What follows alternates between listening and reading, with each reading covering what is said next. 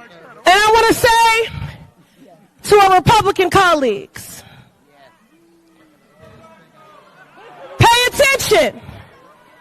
We're here today in the hopes that you will see the light. But if you do not see the light, we will bring the fire. Resist!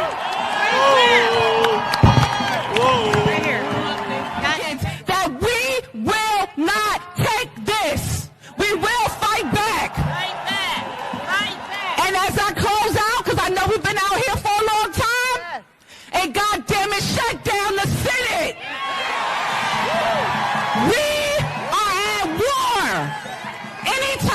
Anytime a person can pay $250 million into a campaign and they be given full access to the Department of Treasury of the United States of America, we are at war. Thank you. We are going to fight this fight. I am going to stand with you in this fight, and we will win.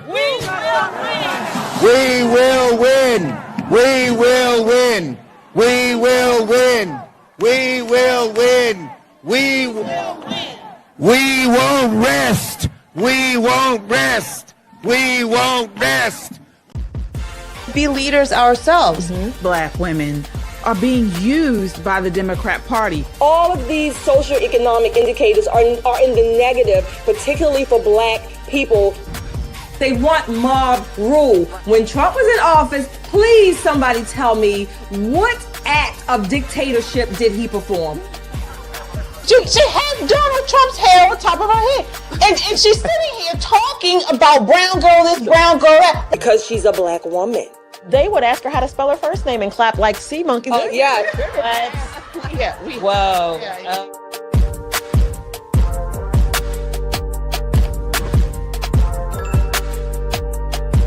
We should note, again, you and I have said this in the air many times, there is no evidence that Joe Biden was, involved in any wrongdoing. Of course, want to note that there is no evidence that Joe Biden or Hunter Biden has done anything wrong. I just want to reiterate. And let's be clear for the viewers. There is no evidence Biden did anything wrong. Governor, you got a second? Literally talking to the president right now to specifically answer the question of what we can do for you and your daughter. Can I hear it? Can I hear your call? Because I don't believe it. This is why independent media is so important. Thanks to people like you, patriots who love America and stand for truth, we're making a difference. Together, we've turned them off, called them out for their lies and propaganda, and held them accountable for their disdain for God-fearing, freedom-loving Americans like us. But we can't stop here. It's time to take action with our dollars. Let's make 2025 the year we double down on our commitment to values-driven choices. Vote with your dollars. Support Made in America. Back companies that honor our families, faith, and country. We found an exciting way to make this switch, and we want you to join us.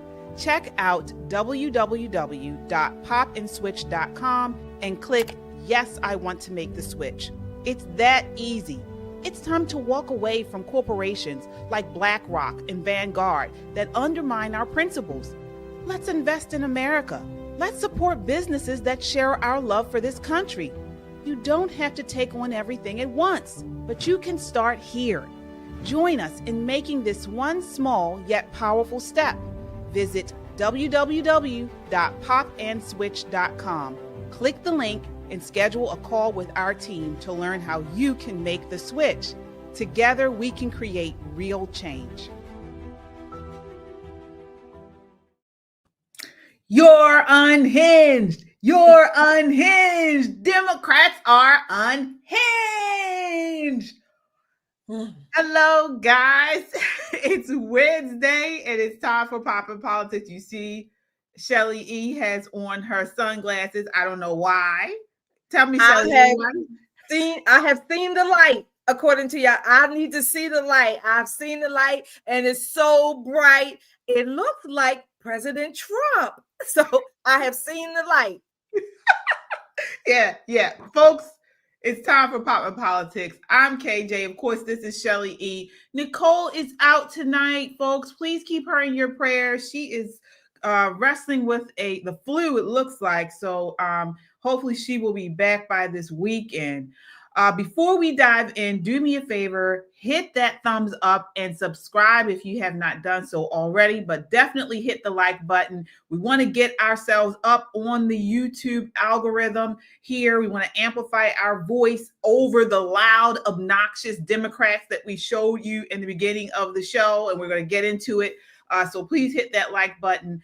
You know we're on YouTube. We're also on Rumble, and you can listen to us on Apple Podcasts or Spotify under the name Pop and Politics. We love our chat. We shout out all of our super chats. So it's the best way to get your voice heard in the conversation and to show your love for conservative content.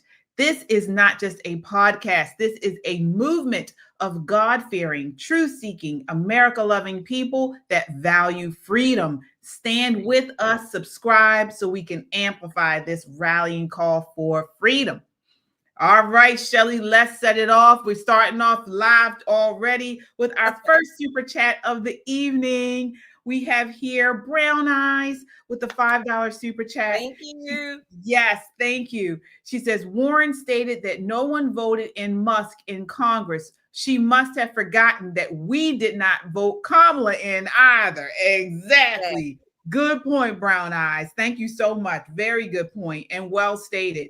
So let's get right through into this. What do you think of that? I mean, that was unhinged Democrat lawmakers protesting Elon Musk's Doge team in front of the Treasury Department on yesterday evening. So you saw Representative Ayanna Pressley and LaMonica McIver calling for violence.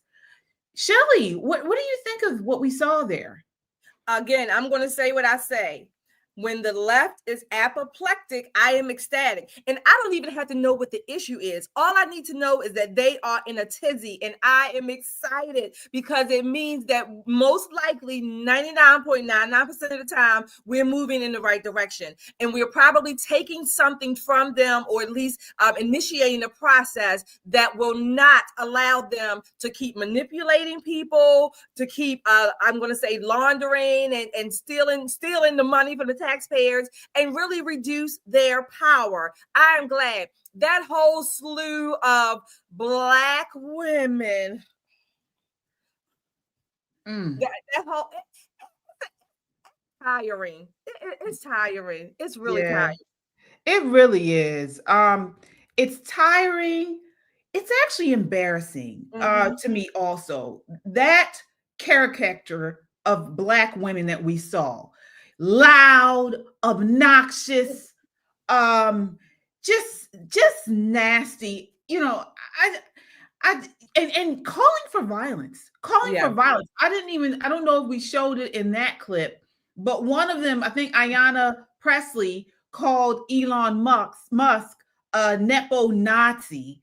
You know, once again, we see them stoking the fire of just radical name calling the same way they did to Trump. He was Hitler. You know, now Elon is they're comparing him to Nazi. We already covered how they were saying he was giving a Nazi salute at the inauguration rally. We know that was not the case. When you watch the full video, you can clearly see he was putting his hand on his heart and shooting it out to the audience. He even said that in the context of the movement.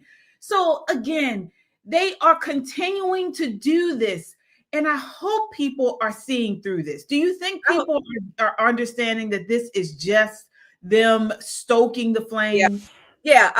Almost 80 million people see that and have seen that. That's why they're not in office. That's why they're not in the majority, in the House, in the Senate, and certainly in the White House. They are in a tizzy. They know that they have lost their grip on majority of the people in America. And if it's not the majority, there are more people who are leaving the Democratic Party and are switching sides, or at least going independent. These people are radicals. They are Marxists, like we say. They are communists. They want full control over the American people and the American way of life. And they cannot have it. They are worse than toddlers in a candy store when mommy has said no. These people are dangerous. A toddler, you can pick up his little butt and put him in the car. These people are dangerous.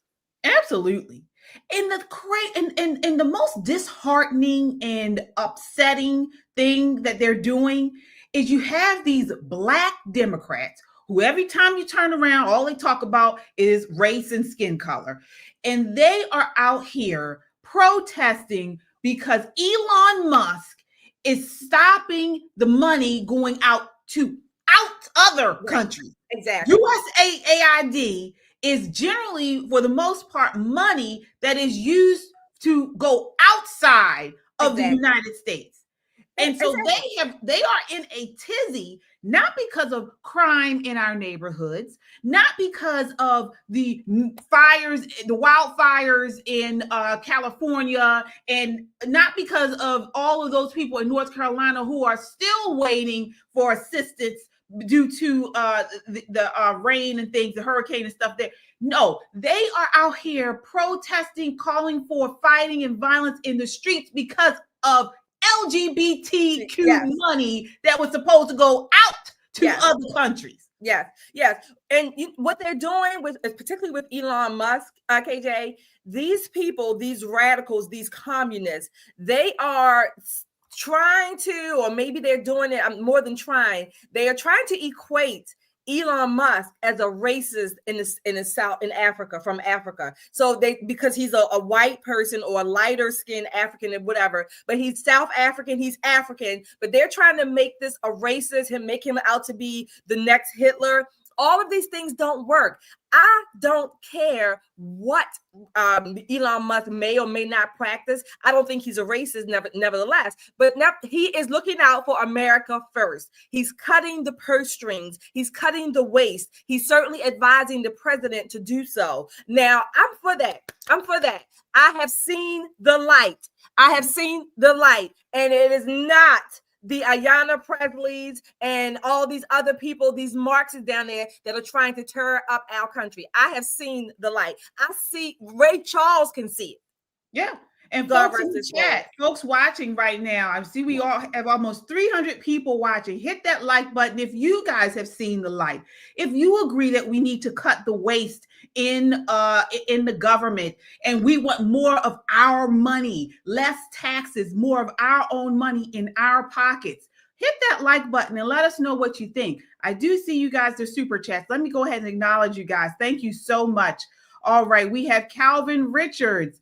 All right, says Elon Musk did not have to be elected. Donald Trump just renamed the Digital Services Department and put Elon Musk in charge. Okay. Right on, Calvin. Right on. Brown Eyes again with the $5 super chat says they seem to be scared. What happened to when they go low, we go high? I know. And the party of joy. It's a bunch of crap. It's a bunch of crap. And everybody knows it. They're a bunch of liar hoods. They're a bunch of lying ghetto hoods. And I said it. And you can see it for yourself, as we saw in the beginning of this show. So foundational beggars of America. Yeah. Foundational beggars of America. That's what they are. Yep, that's what they are. So so we're going to keep it moving. I wanted to go on to, speaking of hood rats, Sonny Hostin. So you guys know we've been, good Lord, I can't keep up with President Trump. I can't keep up with all of the headlines, all of the changes that he is making. I'm happy about all of them, but it's making my head spin. He is making radical change. And we're going to talk about all the stuff he's done, but from Doge and cuttings, the waste in federal government, to now the Gaza Strip. So, and this is sending people crazy. So breaking news out just recently that President Trump announced during a press conference with Israeli Prime Minister Benjamin Netanyahu on Tuesday that the United States will take over the Gaza Strip. He says the U.S. will take over the Gaza Strip, and we will do a job with it too. Trump said, "We'll own it." So we have a clip. Before I tell you what the reaction of the View, I want to show you exactly what Trump said. Before we do that, though, let me get these super chats. Thank you all so much. Get the likes up, folks. We appreciate the super chats, and the likes again help amplify our voice here on YouTube. All right, let's get into this. Laura Jenkins with the $5 super chat. Thank you so much. All right, PB Hardy with the $10 super chat. Oh, thank you. He says they are dangerous and unhinged. Chuck Schumer and Maxine Waters are corrupt and need to retire with all their stolen money. I 100% agree with you. Let's talk about that. You want to talk about, how they're protesting because, just like you said, Shelley, this is a massive grift. They are upset because they are no longer able to launder money through the USAID. We know this is what we're doing. The Bidens came into Congress, not wealthy people, left multimillionaires, not just Biden, his whole damn family. Okay. Then you have, just like he said, Maxine Waters, multimillionaire, off of the government tip. These are our new era welfare kings and queens. Exactly. Yeah. So this is Trump. This is Trump talking about the Gaza Strip thing. Clip 5. To follow up on what you were saying about the Gazans leaving Gaza, going to other countries, one, where exactly are you suggesting that they should go? And two, are you saying they should return after it's rebuilt? And if not, who do you envision living there? I envision the world, people living there, the world's people. I think you'll make that into an international, unbelievable place. I think the potential in the Gaza Strip is unbelievable. And I think the entire world, representatives from all over the world will be there, and they'll live there. Palestinians also. Palestinians will live there. Many people will live there. But they've tried the other, and they've tried it for decades and decades and decades. It's not going to work. It didn't work. It will never work. And you have to learn from history. History has, you just can't let it keep repeating itself. We have an opportunity to do something that could be phenomenal. And I don't want to be cute. I don't want to be a wise guy, but the Riviera of the Middle East, this could be something that could be so bad. This could be so magnificent. But more importantly than that is the people that have been absolutely destroyed that live there now can live in peace in a much better situation because they're living in hell. And those people will now be able to live in peace. We'll make sure that it's done world class. It'll be wonderful for the people. Palestinians mostly we're talking about. And I have a feeling that despite them saying no, I have a feeling that the king in Jordan and that the general president, but that the general in Egypt will open their hearts and will give us the kind of land that we need to get this done. And people can live in harmony and in peace. Thank you all very much. All right. He said it, Shelley. What's your response there? I am ready to travel to the Riviera of the Middle East. I'm gonna look like the rich people over there, like with the fur coat and my scarf, and I'm gonna be a proud American in the Riviera of the Middle East. Y'all coming with me? Because I am for it. Okay, I heard I think it was on The View, but it could have been MSNBC. I think it was Joy Reid talking about basically this is stunning. They're gonna go over there and displace all these people. Well, how many of you have been to Gaza? I mean, I've never been, but from what I've read and understand and know, they are displaced pretty well right now. They're not doing too well. If we went under, this would be historic. This would be phenomenal. President Trump is a builder, okay? He wants to build up. What's the number one rule in real estate, or the number 3 rules? Location, location, location. Gaza is on a major waterway. Build it up. They did it in Dubai. They've done it in other places. Build it up and let's get those people who want to live there, who want to travel there. It would be magnificent. This would really send these leftists over the edge. Talk about from the river to the sea. Hell, they might jump in it themselves. Yeah. Yeah, you're right. I mean, he has a point. You have a point as well. Before I give my 2 cents, I want to acknowledge the super chatters here. Thank you all so much. Kevin says, you ladies are the best. Keep spreading the word. Thank you so much, Kevin. All right. Laura with the $4 super chat. Thank you, Laura. All right. Kevin Jackson again with the $10 super chat. We certainly appreciate you. Rico, thank you so much with the $10 super chat. Rico says, all right, I hate to say it, but a lot of Black folks can't think for themselves. When Black folks hear the words blank is a racist, all logical thought goes out the window. Also, let Trump handle business on his BI. Yes, indeed. That's right. Indeed. All right. Yeah. It certainly is radical, like a radical idea. It really is. I mean, will it work? Will they even be able to will it happen? I don't know. It's certainly out of the box. That's what Trump is. He's out of the box. They said that Mexico wouldn't pay for the wall and Mexico wouldn't pay for the border thing to go off. They said he wasn't going to pull off these deals with Canada and the tariffs. All of it has worked. So Exactly.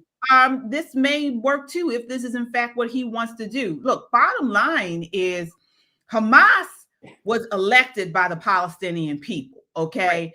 Right. Today by the polling, the Palestinian people still support him, even after the complete destruction of the Gaza Strip.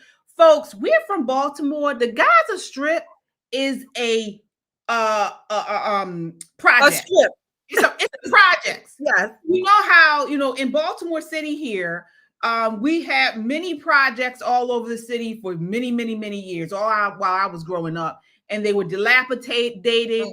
They were, strung out with drugs, with crime. And what they do, they leveled them.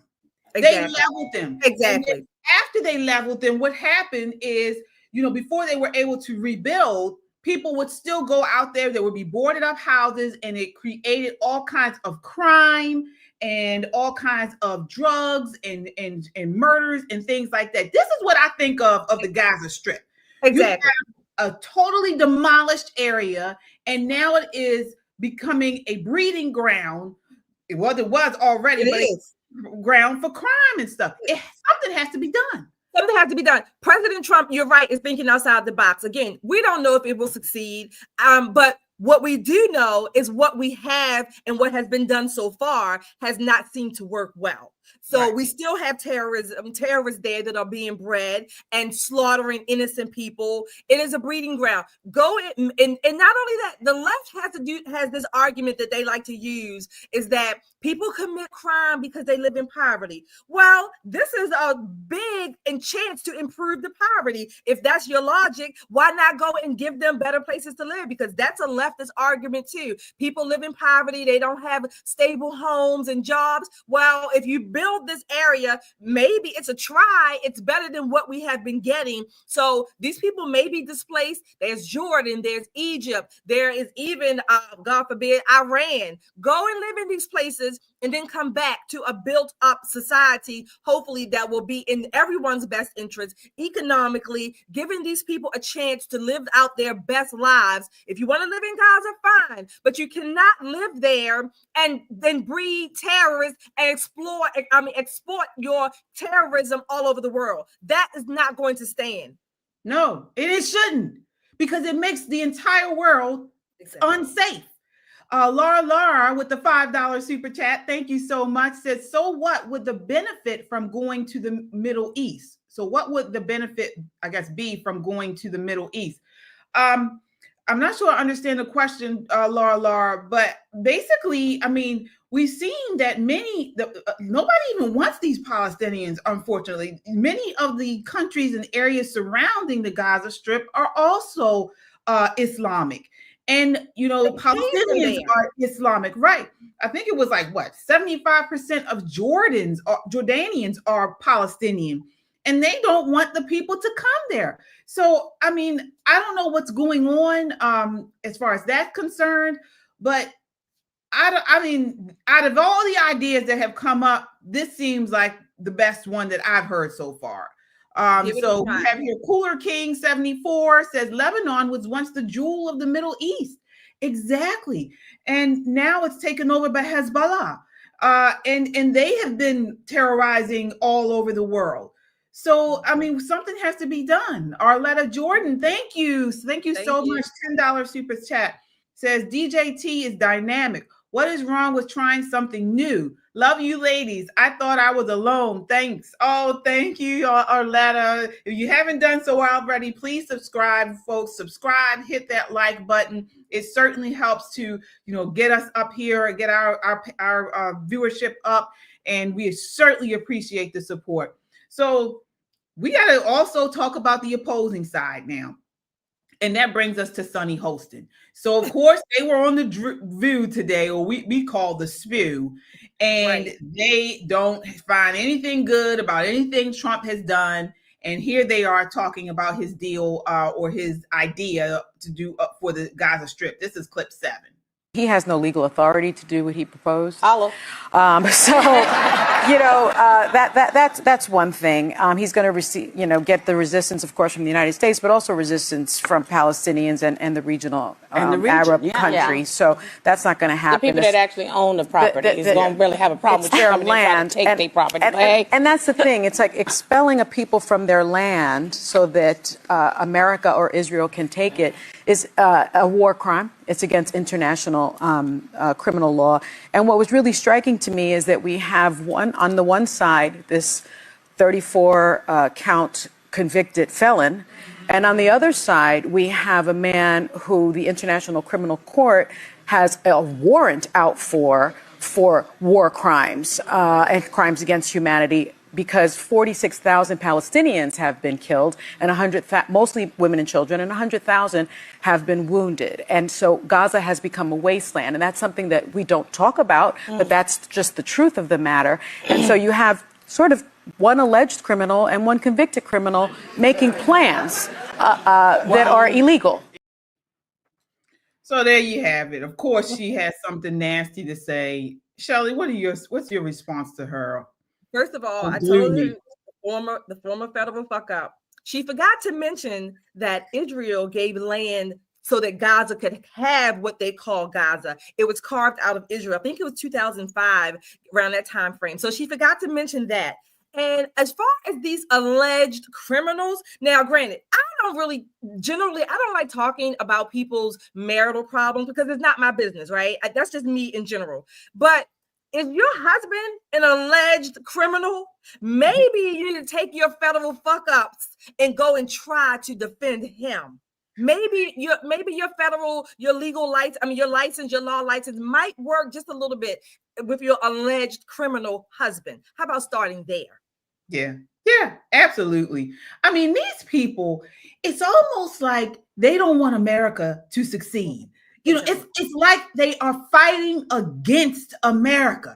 Every time we turn around, they are cheering on the opposite side. Now, with that said, what has happened, in that area to any of the Palestinian children, women and kids that, had nothing to do with October 7th, had nothing to do with Hamas and their terrible reign of terror that they have caused all over the world.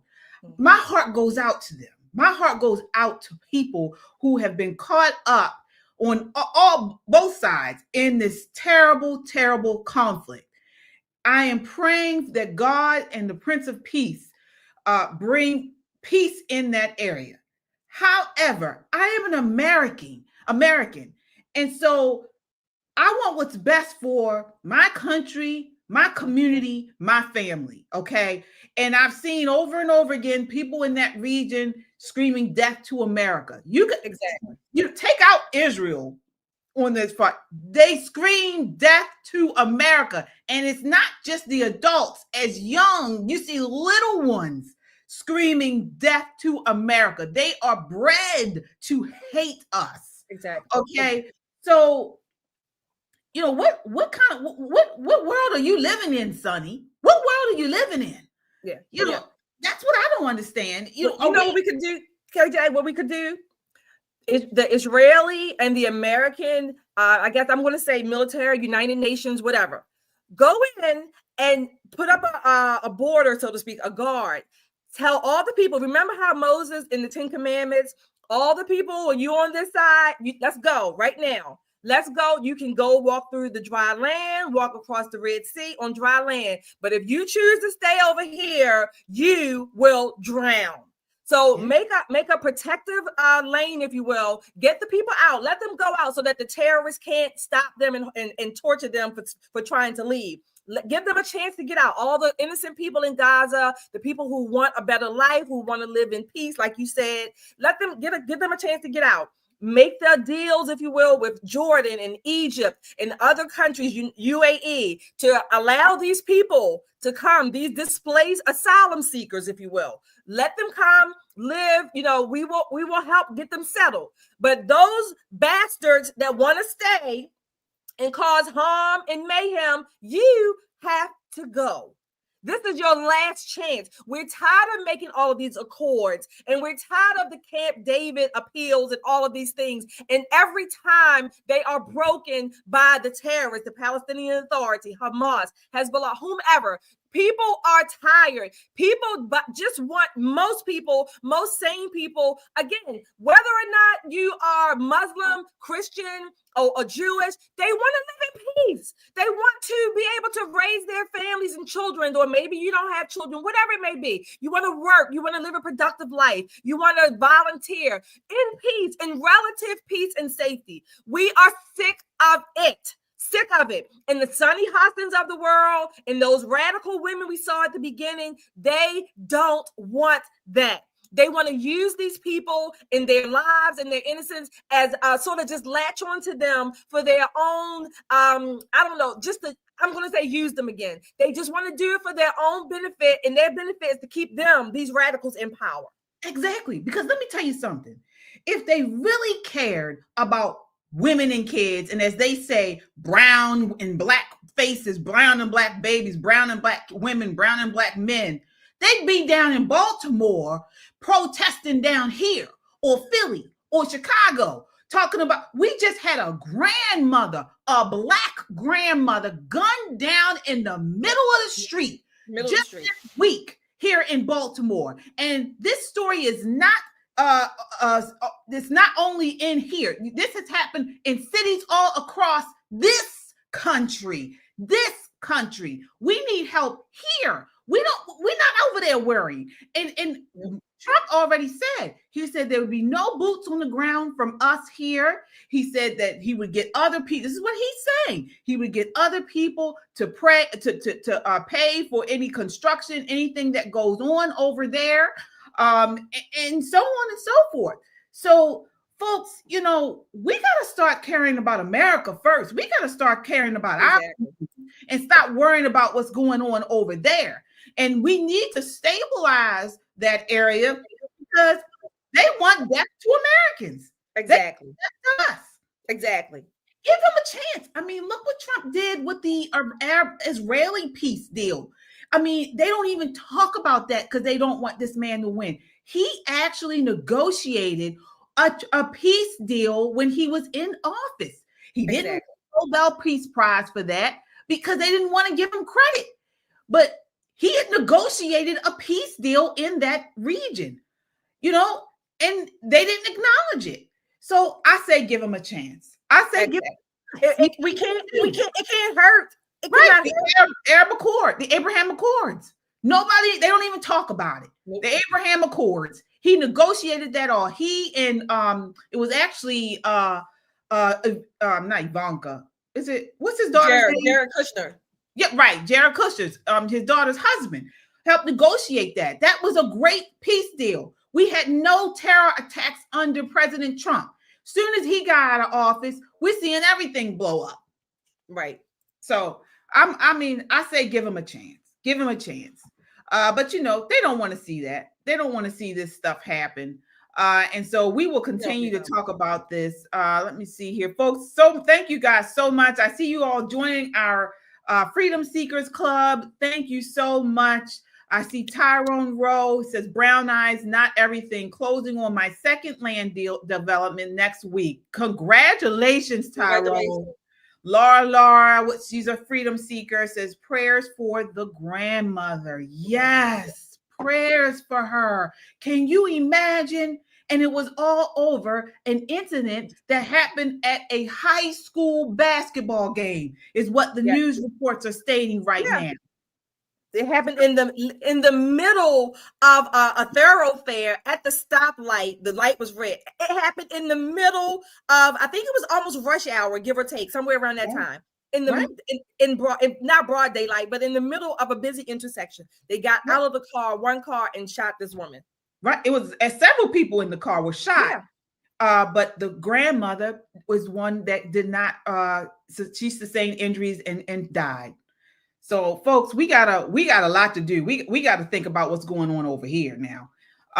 Speaking of what's going on over here, let's move to this. Trump is getting men out of women's sports.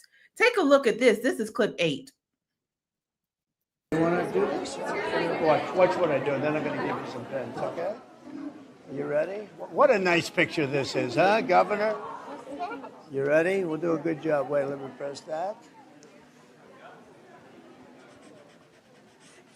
I want to make this a really good signature because this is, this is a big one, right?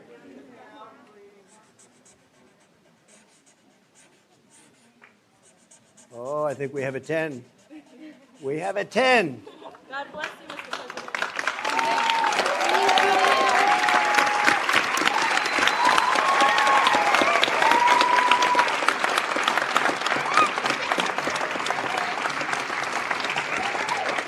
Pretty good, huh? I see that. Okay? Good. Now you're going to go out and win those events, right? Nice to see you all. Nice to see you. Great going, everybody. Nice to see you. Thank you, kids. Here. Take a pen. Thank you. I'll give some of these out, okay? Take a pen. Take a pen.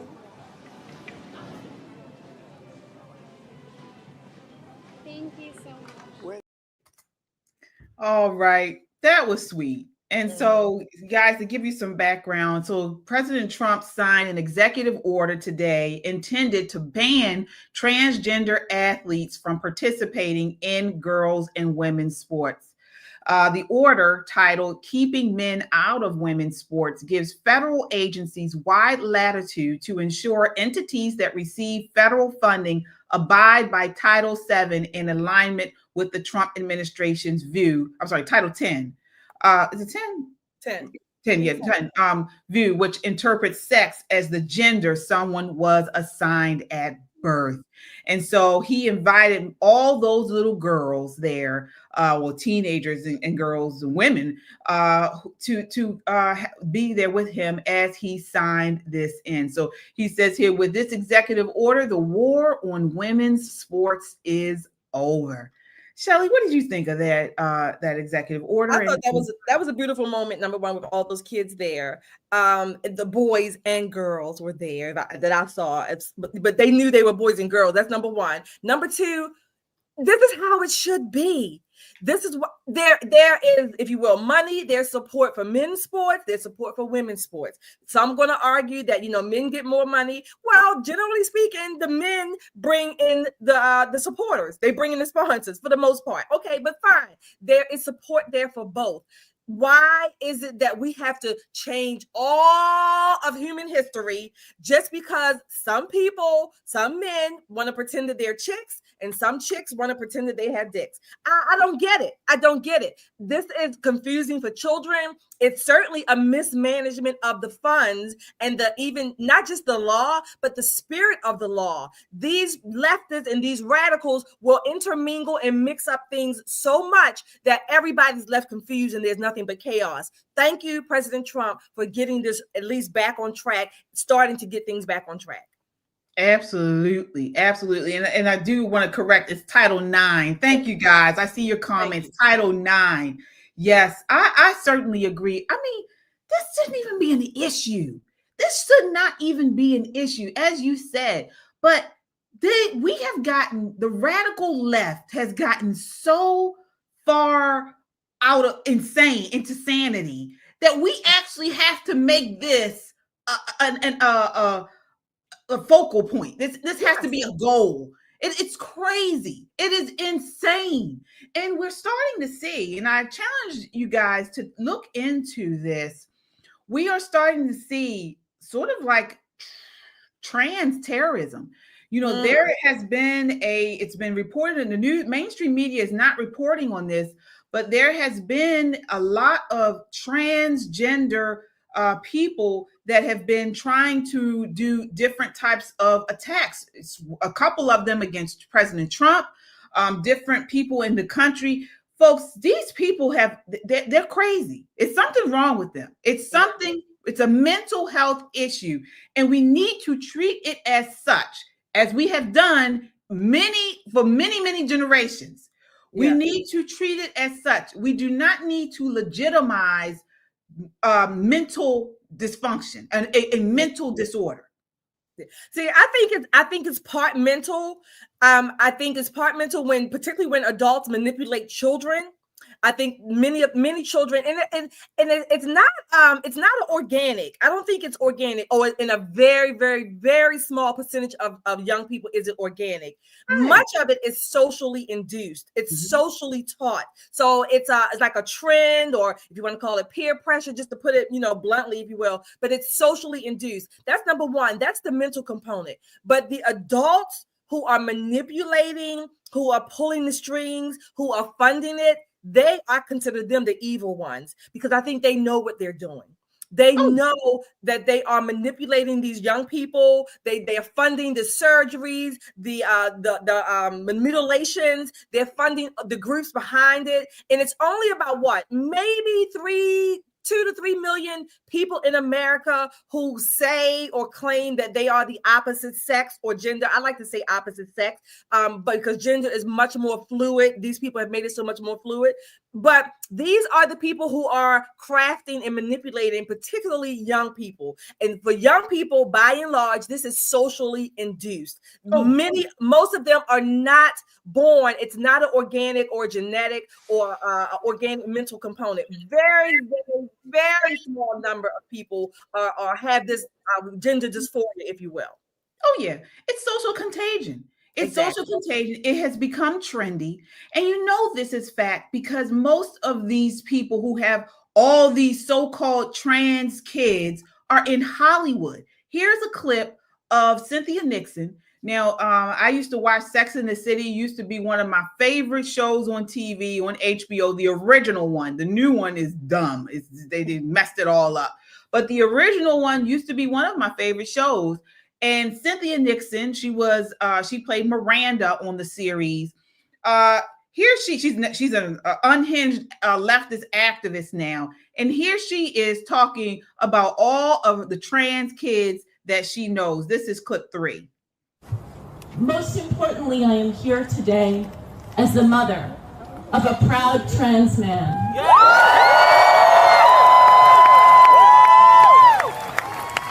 I am here today as the aunt of a proud trans man. My best friend's kid is trans, and my kid's best friend is trans. My wife and I, our lives are filled with the most amazing, beautiful, brave, trans people, young and old, but especially young. My trans kid had his top surgery at NYU a number of years ago.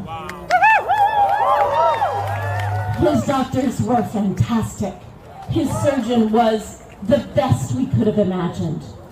And the idea that this city is filled with young people who thought they had a place to go where they could receive the highest care, and that place has now been shut to them, sickens me to my core. You make me sick. You sicken me.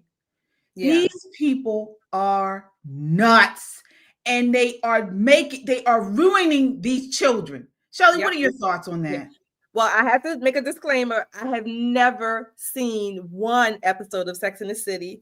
I didn't know Cynthia Nixon from the show. I just knew she was an actress or whatever. But again, the clinic in the UK closed down. Other clinics in Europe have closed down because they realized, thankfully, the torture, the mutilation, the total, absolute corruption of the children that they were sentencing to these surgeries, right? How come these people don't get it? Again, I have very, very limited, I have zero patience, zero grace for people who purposefully manipulate, mutilate, harm children. I don't. I have zero grace for them. That's between God and them. That's not my place. I'm not God. So I don't have the grace for them. But I think they know what they're doing. All of these people in her life, I'm sure that they're wonderful people. I'm not here to castigate them. But when you step back and look, you have to ask yourself, why are all of these people in one family, no less? Why are they all of a sudden saying that they're trans? What is it about trans that is I don't know, is alluring to them? Maybe it's something deeper than just them saying, oh, I'm trans all of a sudden, or how long ago. How about getting them the help that they need instead of encouraging them to harm themselves? When people go into the psych ward because they're cutters and they're cutting themselves, we give them treatment. This is a mental form of cutting yourself. And sometimes it happens to be real when you're on the surgical table asking for your healthy body parts to be removed because you believe that you are the opposite sex. And damn to the people, the medical people, quote unquote, that actually perform those surgeries. Yeah, it's wicked. It's wicked. And we know that it's wicked. It's demonic, and their goal is to get the children, as we've seen. Once they open the gates to allow this on children, they almost seem what's the word, like giddy about it. Yeah, yes. You can tell it's weird, it's demonic. They seem giddy about it because they know that this is in direct opposition to God's design for our bodies, for our gender, for our families, for our marriage, for relationship. It goes in direct opposition of it. And so they realize that they have now found the key to, or they think they have. See, God is, we already know who wins in the end, but they think they have found the key to destroying many of the things that are essential in God's design for our lives. This is what it is. And we have to call this out. This must stop. You see how they have not only started, trying to do this to children, this tear the women, babies, tear the breast off of women, tear the penis off of boys, but also abortion has exploded. All of this is satanic.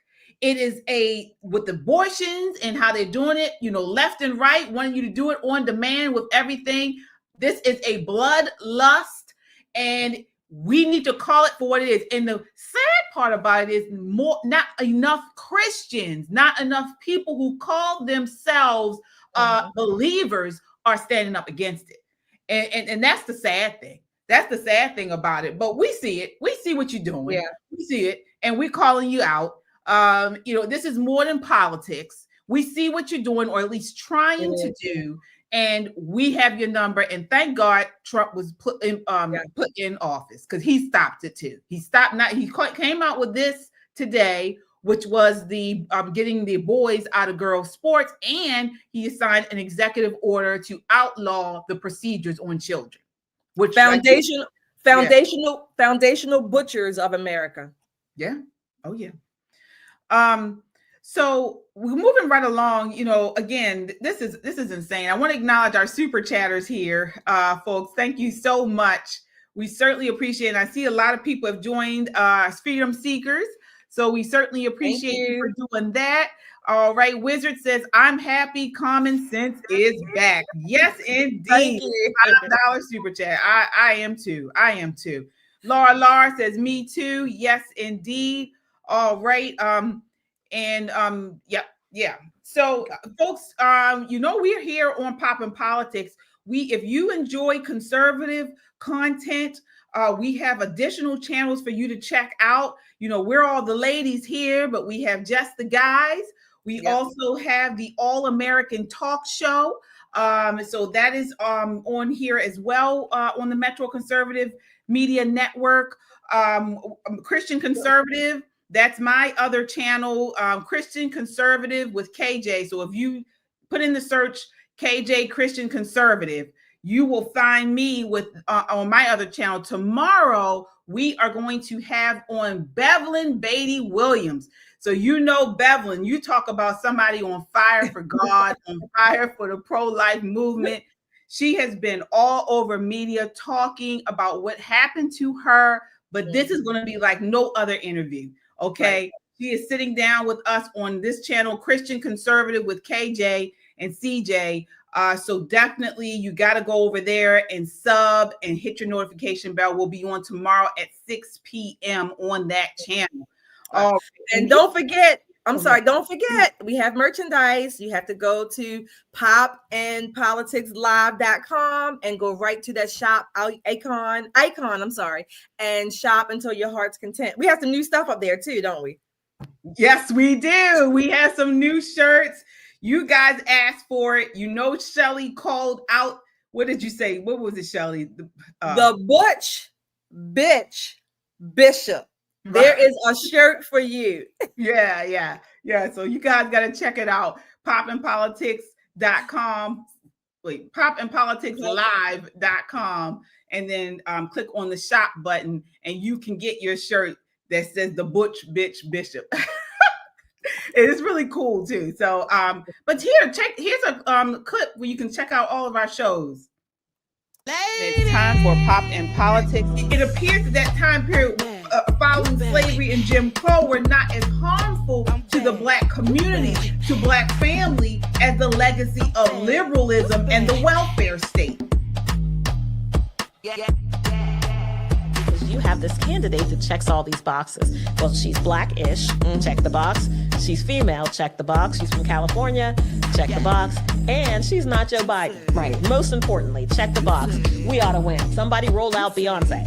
You lie, you steal, you cheat, you cause fear, you cause all kinds of chaos, and now you want us to somehow take your sob stories as if you're on our side. Get them. We are seeing, how Marxism, how communism have infiltrated many of our institutions, and one of the main institutions that have been infiltrated is the church. He took into the pulpit of that church, in front of his parishioners, someone whose stated goal was to kill children. Every single perversion that the Bible stands against, he let that person, personified evil, stand in his pulpit. America has never been a democracy. It has been a republic. And that's part of the big problem. People don't understand the difference. This is how dumb. Like I said, they won't bring us on The View. Welcome back to the All-American Talk Show. We are talking about OnlyFans, otherwise known in the studio here as Lonely Fans. And 4.1 million creators, and of that, 84% are female. But here's the crazy part. So for all they're doing, they earn an average of $180 per month. Bill's gonna go meet someone in an alley by a dumpster, and KJ and I are gonna keep talking for a little bit. Is our movement going to be sympathetic to these people if they decide, look, I don't want to do this anymore? Oh my gosh, I had a bad dream, Giovanni. It's like I had to watch multiple minutes of The View. As Maryland has literally, our legislature, our General Assembly, has literally tried to take the word parent out of even health education. I don't care about the public schools, and I don't care about the teachers there. What I care about are that the students who go there get the education they need to become productive adults. Just the Guys Podcast.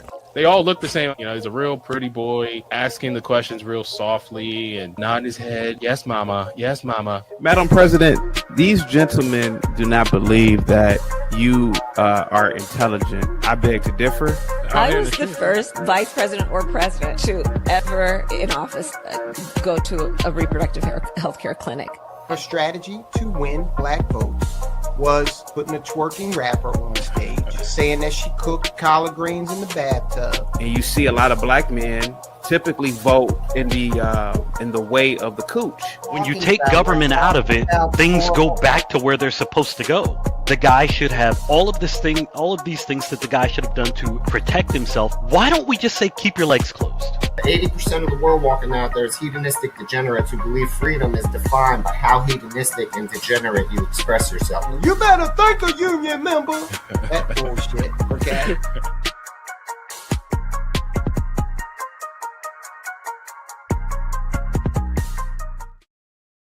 All right, that's all of us there. That's all of the broadcasts that we have on Metro Conservative Media. Please go and like, share, and subscribe on those channels.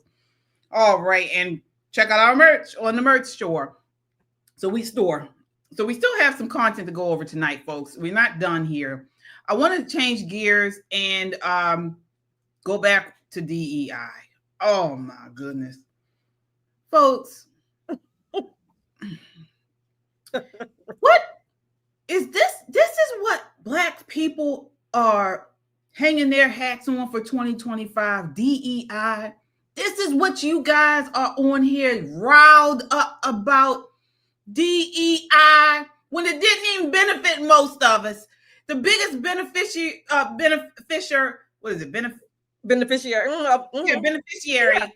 DEI was white women. Okay, look it up. Look up your data. But this is all you guys, this is what you're going to die on. This is what's going to be on your tombstone. You know, I screamed and hollered about DEI, and it's really annoying. It's very annoying. It is. Here we have Stephen A. Smith. So I thought he had woken up a little bit. He had come out pretty much within the last month or so. Since the election, and he's been on all over the talk shows saying how, Democrats messed up, how bad of a candidate Kamala Harris was, even though he voted for her. And here he is now changing his tune because of DEI. This is clip 4. Because when you handle it the way that the Trump administration is handling it, we want the most qualified, we want the smartest, we want this, we want that. What you're really saying is, we want white dominance again. That's what you're really saying. You want white dominance. Because if you're pointing to DEI, and that's usually pointed towards quote unquote unqualified minorities, because you're always using the word qualified, as if everybody that got a position through DEI is not qualified. We know what you're implying. We know what you're insinuating. And you got folks in the administration, and Pete Hegseth, oh my God, the nerve of him to just join into the fray and give his quote about making sure qualified people have these jobs. You're the defense secretary, whose only job prior to this was as a weekend host on Fox News. Okay. So let's unpack this. So first, Shelley, DEI. Does he have a point by saying he's saying that Trump and the administration is saying that these people are unqualified, and that's not how DEI works? Mm-hmm. Let me answer it this way. Unfortunately, like affirmative action, like if you want to use racism and throw it in there, DEI, unfortunately, these words, these concepts have become euphemisms for Black people not being competent. I blame many Black people for that. That's who I blame. So again, maybe it started out as a good concept or a good thought, but what it turned into is many people, Black people, thinking or believing that somehow or another they should be elevated just because of their skin color. That's what it's turned into. So I blame Black people for that. That's number one. Number two, like you said, the people who have benefited the most were white women, just like affirmative action. white women benefited the most. So what have we gotten for this DEI and affirmative action? How has it benefited? Maybe it's benefited a person here or there, but that's not what it's supposed to do, right? It's supposed to elevate the competent and the qualified Black people or minorities. What happened? All we're getting is foolishness and incompetence. And the people that are up front happen to look like you and I do, KJ. Stephen A. Smith, I don't know. Somebody said in the chat that he caved to the pressure. Maybe he did. I never thought that he said he didn't vote for Kamala. I mean, he didn't vote for Trump. He voted for Kamala, sorry. But I never thought that he was necessarily coming over to the right. He said that himself. He wasn't doing that. He was just looking at the evidence or whatever the situations were. But this does seem like it was forced. Like somebody forced it, maybe ESPN or whomever forced this on him. I don't know. This doesn't even sound real to me from Stephen A. Smith, but this is what he said. Yeah. First of all, the modern day DEI has become sort of like DEIG, diversity, equity, and inclusion, and gay.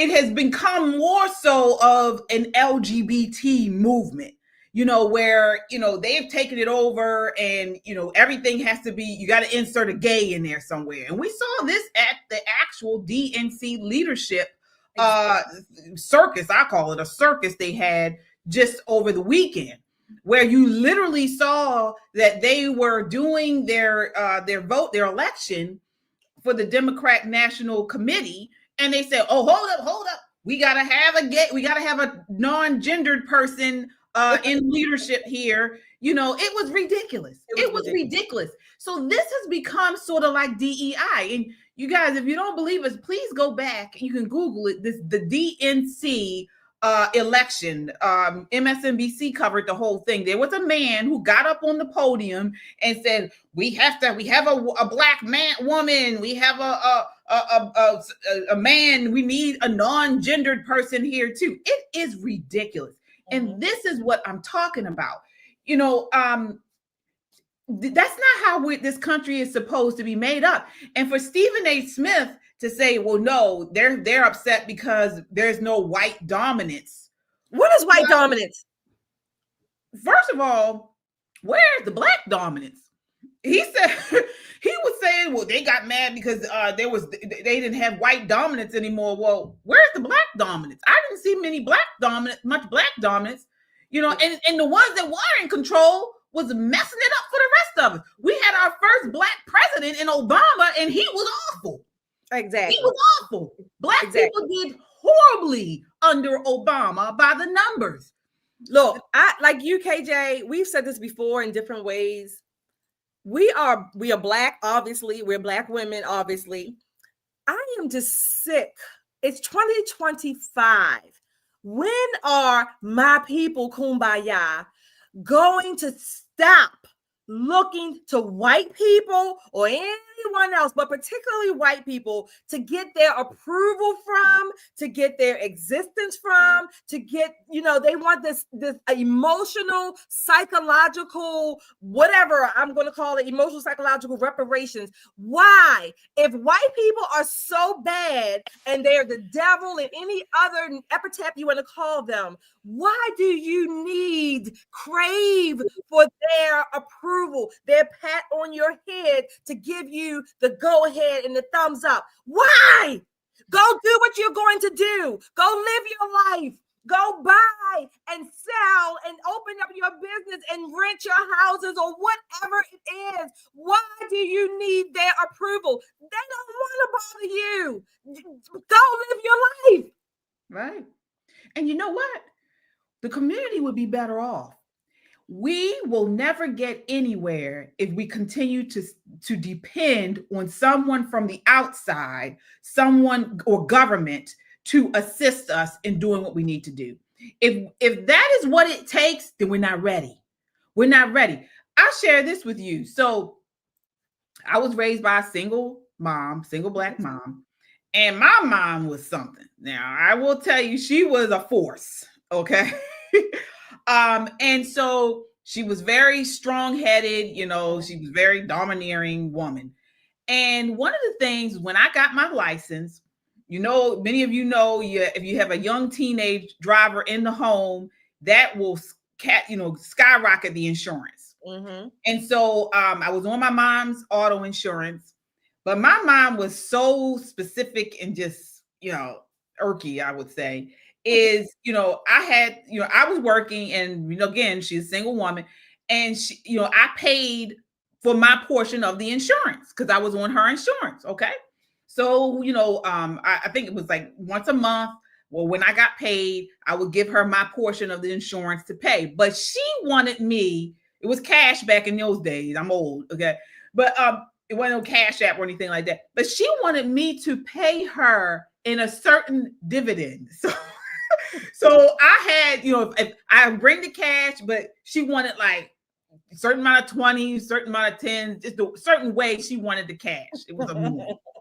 And so we would go through this every month, or I don't know if I was doing it every month or every 2 weeks or whatever. I had to bring her my portion, right, and it had to be in a certain denomination. Right. And so it came to a point where I was like, I got tired of it.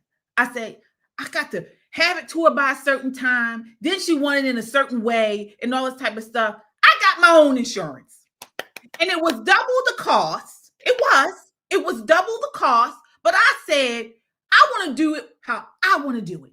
And if I got to go through all this, I can get my own insurance. Yes, it's going to be more for me, but I work more and I'll just pay it on my own. And I have never turned from that day on. I've had my own insurance. Exactly. Okay. And so I say that to say, folks, we need to get our own insurance. It's going to be hard.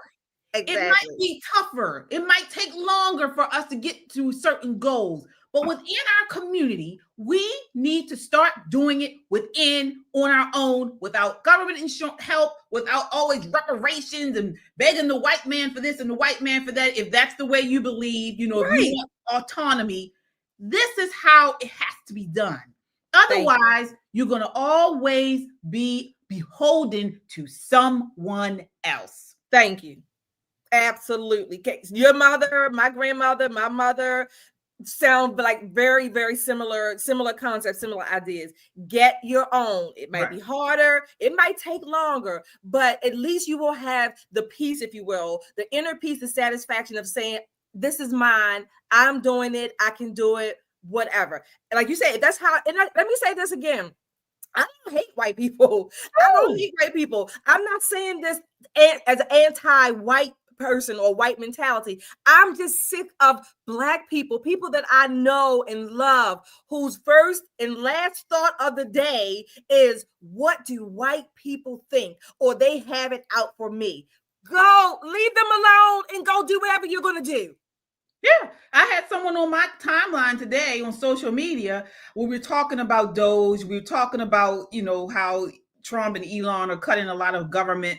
And the first thing he said was, they're cutting HBCUs. They're going to get rid of HBCUs. And I thought, I didn't even respond, but I'm thinking to myself, first of all, if they're cutting spending, it's across the board. So maybe HBCUs will feel it, but it's not specific to HBCUs. Right. And if HBCUs can't get by without government assistance to that bad, I mean, if it's that bad where they, you know, can't get by, then we got to learn how to do it on our own, folks. Exactly. This is what it is. You can't be beholden to the government. You don't want to be that way. We want to be able to. This is why a lot of our initiatives are not directed. They don't help our community, because a lot of times these grants, these NGOs that give money to different things in our communities, they have certain goals for the way they want to direct these institutions. And most of the time it's LGBT. They're trying to force LGBT. Look at our public school system, government schools. If you go to a government school, more times than not, they are pushing indoctrination on the children. And why? Because they know that government schools are beholden to the government, especially if you're in the leftist city, and they're going to push, in order for funds, they're going to push this indoctrination on our children. Exactly. And look, KJ, for all of these people that look like you and me who are saying that we are sellouts, we've been called many names, sellouts, Uncle Toms, Coons, whatever. I give you a perfect example. We don't even want to help our own. You know why? Don't bring your food or your dish to the cookout. You ain't leaving with a doggy bag, and that you ain't leaving. If you didn't bring chicken, don't bring. Oh my gosh, don't have enough chicken and think you're gonna leave with somebody else's chicken that brought. Oh no, all hell will break out. Absolutely. And here in Baltimore City, where we are, the city of Baltimore has just filed a lawsuit against the Trump administration over a string of executive orders that halted DEI programs across the nation. So Baltimore City joins other plaintiffs, including the American Association of University Professors, the Restaurant Opportunity Center United, and the National Association of Diversity Officers in Higher Education. So these are all grifters. They're losing their money. DEI is $1 billion industry. They're about to lose all these consultant fees and stuff, and now they're suing. So, the Trump administration eliminated existing federal DEI programs and reversed previous executive actions to promote DEI in federal government hiring. And so now, according to the lawsuit, President Trump's executive order titled Ending Illegal Discrimination and Restoring Merit-Based Opportunity seeks to suppress free speech surrounding DEI principles. This is according to the Associated Press regarding Baltimore City's lawsuit. The lawsuit alleges that the executive orders threatens millions of dollars in federal grants that Baltimore City relies on for critical programs and functions. Why should any city, let alone Baltimore, why should any city rely on federal grants? Federal grants is another way of saying taxpayer money. It's just a different funneling. Get off the grants. Get off the tit. Okay, leave it alone. We don't need those grants. There may be a small place for grants or a small place for assistance, fine, but we should not be relying on it. That's like families or people relying on the government to sustain their whole lifestyle from the cradle to the grave. Get off of it. Get your own, like KJ said, get your own insurance, get your own car. It might be a putt-putt or a Yugo, but right. It's yours. Yeah. And most of this stuff is going to illegals anyway. You had a whole bunch of illegals in these in Baltimore City public schools. That's what you had. That's a lot of reason why a lot of the resources are spent, because there are many of these seats are full of illegals or people who are non-English speaking. So the classes and things get all out of order because you got to stop everything, make sure you get in all your telling people how to speak and things like that. It's a mess. It is a mess here in Baltimore City public school. Yep. So here they are suing, and the Baltimore City government is suing. Another thing that might be the reason why they may be suing is because if in fact President Trump's order stands and DEI is no more, the lawsuits may be coming against Baltimore City, because if you have people, who can prove that they were denied a job because they did not fit in the DEI protocol, they may be getting sued. Oh, bring on the suits then. Yeah. Cut the funds. Let's cut the funds. Stop the gravy train, so to speak, and let's dig into where the money is really going. Give us a full accounting, transparency. Brandon Scott likes to talk about. Give us a full accounting of where our money has gone to. Absolutely.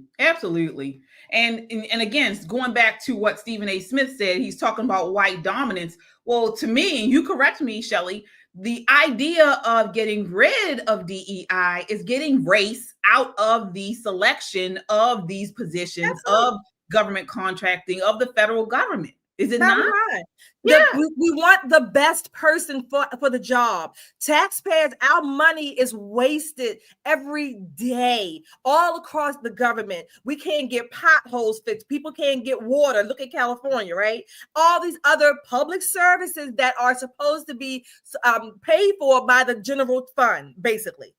We want an accountant. We want the best person for the job, not just because you happen to be whatever, Black or Asian, whatever. We want the best person. That's how you get a better return on investment. If we start thinking economically and not just based on skin color or ethnicity, we would come out a whole lot better. Absolutely. And at least, you know what? I mean, again, people can do what they want to do. Okay. But for the progression of the community, you need to start thinking about economics. And if you want to think about skin color, go ahead. That is your right. That is your right. I mean, I don't agree with it, but if you believe that you want to form a community or even a nation, whatever, based off of skin color, you know, that is your right. However, you need to think about economics first before you do that. Again, I don't agree with it, but again, if that's what you want to do, think about the economics before you do skin color. Yeah. So, we talked a little bit about parental rights and education. Folks, there's a huge rally happening here next Wednesday here in Annapolis, Maryland. And our very own Giovanni Patterson will be a speaker at this rally. It's the Parental Rights Legislation Rally, Wednesday, February 12th at 11 a.m. in Annapolis. Great lineup of speakers. I also see Michelle Talkington on there. She's been in the show multiple times. Of course, Giovanni Patterson. He's a co-founder here of Metro Conservative Media.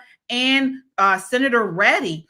He's another favorite of mine, is going to be speaking about parental rights. Didn't we have Bethany on the show one time? Bethany? Mandel from Moms of Libby. I thought she was on our show one time. No, I don't know her. No. But I'm, great. I think it's a great idea. I certainly support Moms for Liberty and all that they do for protecting the innocence of children all over the country. So definitely, if you all are in Maryland and you can get to Annapolis next Wednesday at 11 a.m., go out and support, please. It's going to be a great event. All right. Speaking of, white dominance, we have Jasmine Crockett, and she is another one who has been all over TV talking about DEI. This is her talking about white people in clip 2. That's what's happening right now. I am tired of the white tears. Listen, if you are competent, you are not concerned. When I walk into Congress every single day, you know why I don't feel a way and why you can't make me doubt who I am is because I know that I had to work 10 times as hard as they did just to get into the seat. When you look and you compare me to Marjorie Taylor Greene or me to Lauren Boebert, there is no comparison. And that is the life that we have always lived. So the only people that are crying are the mediocre white boys that have been beaten out by people that historically have had to work so much harder. This is why they don't want us to have education. What is so she's talking about DEI again. And one thing she said that I agree with is competence. This is what we're trying to get back to. Yes. We're trying to get race and gender and all of that out of the mix and just hire people on their competence. Who's the best person for the job outside of all this skin coloring stuff? First of all, now, maybe she has, but I don't hear, what she call them, the white boys. I don't hear them crying about anything. I see many Black women. Unfortunately, I don't want that to be the case. I'm a Black woman. I know and love many Black women, okay? But this is what I see. So what the hell is she talking about? And she referenced, I think she was referencing the ADL article that talked about white supremacists committing these extreme crimes. Again, she didn't present the I guess a real picture. That article, as extreme as it was using the word extremism in place of just general crime. So she's trying to make it seem that these are only white people committing crimes. Well, I went to the FBI statistics a little bit today. And again, I'm going to talk about, now, there are some crimes in some categories of crime where white people certainly do commit them more than Black people. But in the in the significant categories, murder and manslaughter, as a percentage, Black people are committing them, like 51% to 45% to white people. So this is the murder category, okay? White people commit some crimes and maybe in the category of rape and even robbery, but robberies, Black people committing them more. But they're, again, other crimes. So she's not giving a representative picture. This is why these people like Jasmine Crockett, as loud, and again, I think she's eloquent in her leftism. No, I mean, she's eloquent in the way she speaks. I'm saying she speaks eloquently, but she's giving a radical view.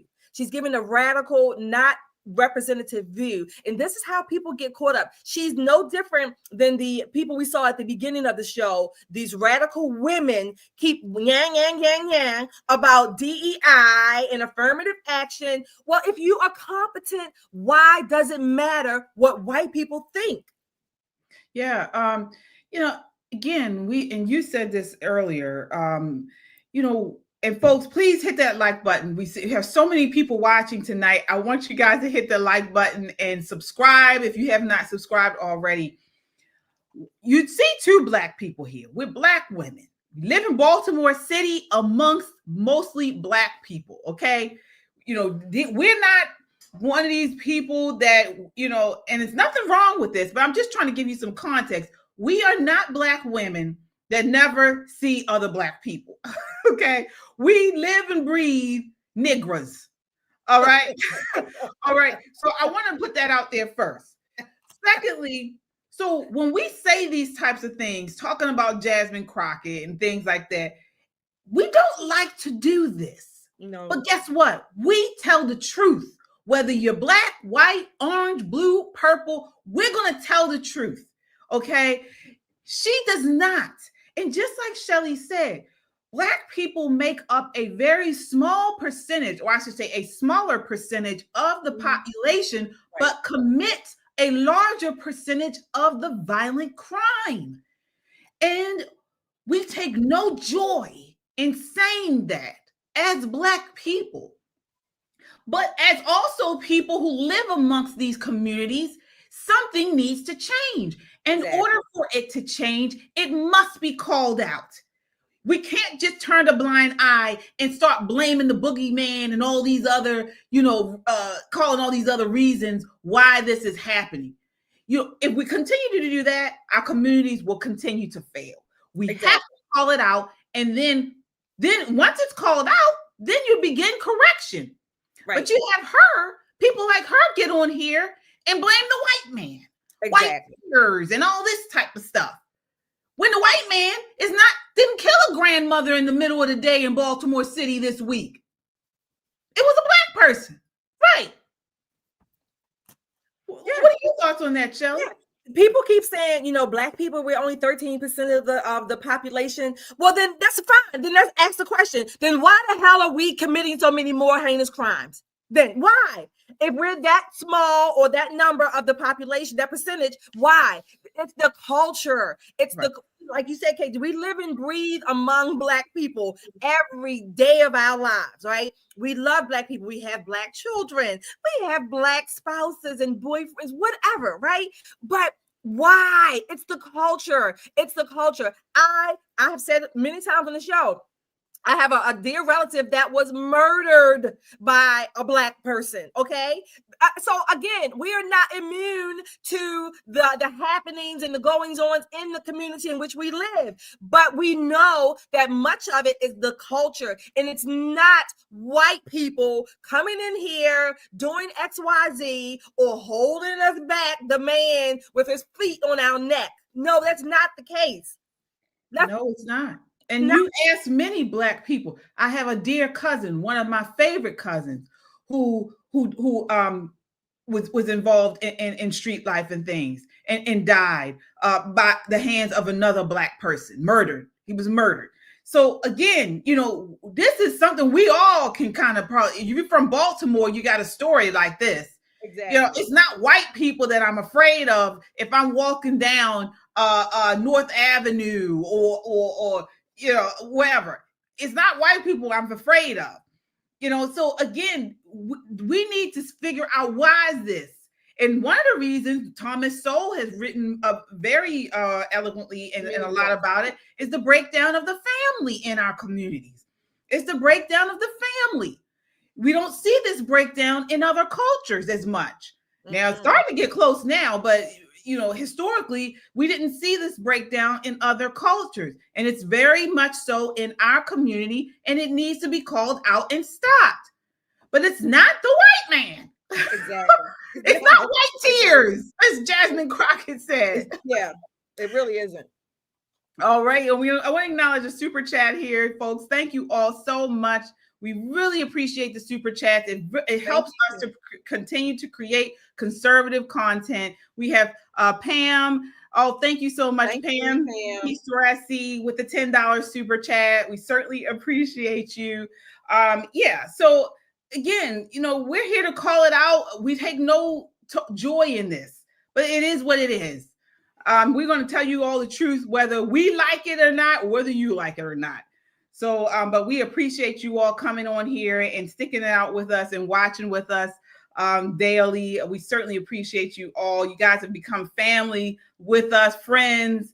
So we certainly appreciate you. And these super chats do help us push out this conservative content. Not many people that look like us are doing this. Nope. And so, but it's needed.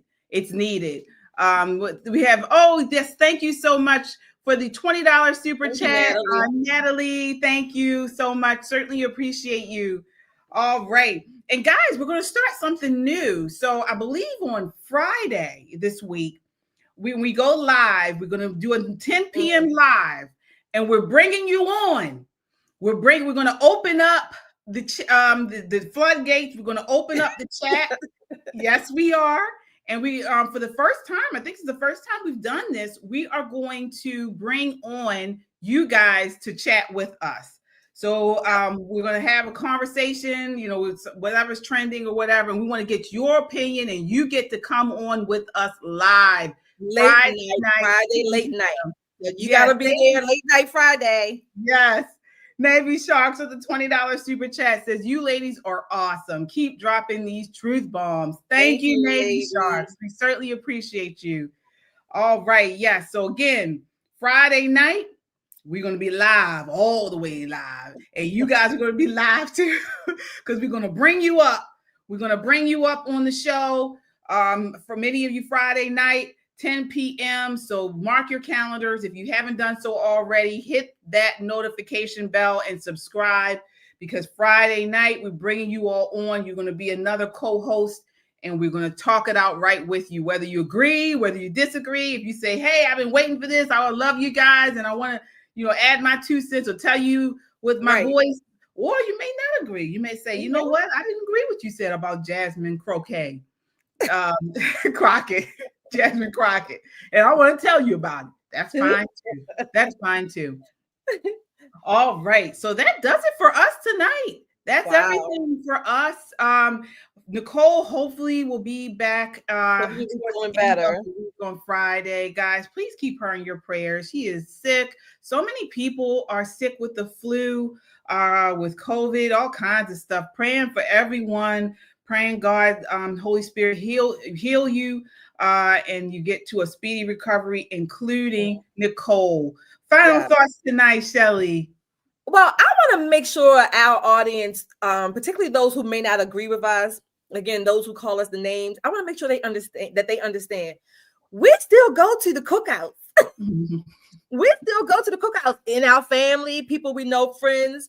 And these are the ones that, some of the people, they don't even agree with us politically, no less, right? But we still go to the cookouts, and we still eat chicken. We still eat collard greens, macaroni and cheese. KJ and I like to cook. We still do that. So we still got our little, maybe some of our black card, maybe we split one between us. But so I just want y'all to know, we're not making this stuff up. We, like I said, we live and breathe it, and we're not necessarily trying to prove anything to you. We're just saying we live and breathe it. We're just being honest about not just our personal experiences, but the experiences that we have been involved in the Black community. Right. And don't forget, Shelley, the 5 words that I don't think people understand with us.